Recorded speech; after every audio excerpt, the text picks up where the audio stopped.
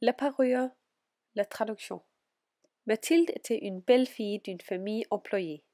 Puisqu'elle n'avait pas de dot, elle l'a mariée au employé du ministère de l'Éducation. Elle aurait préféré un mariage avec un homme riche.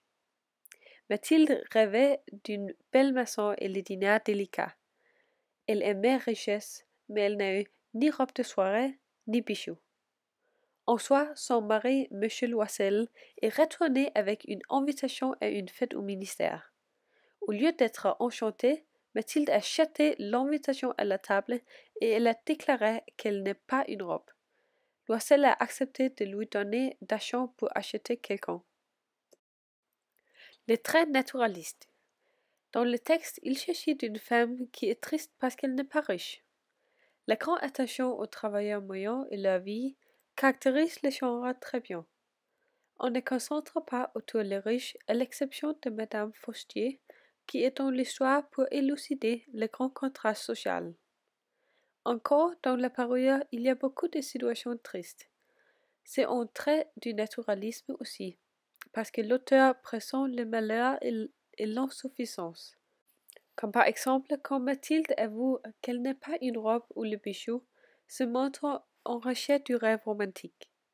Donc, Maupassant écrit au sujet de conditions difficiles. Un autre trait naturaliste est la fin malheureuse. Ce type de fin ressemble à la réalité comme elle est et se montre que la vie soit injuste.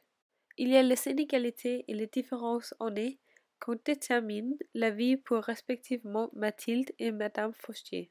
Donc, le point essentiel n'est pas d'écrire une histoire pour la jouissance de lire, mais pour comprendre le message et la signification derrière. Les contrastes dans la nouvelle. Le désir contre la réalité. Mathilde souhaite un homme riche, mais son mari n'est pas riche.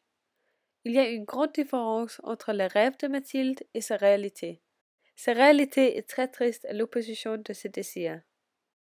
Les riches contre les pauvres. Le niveau social d'une personne est très déterminé pour les possibilités en a.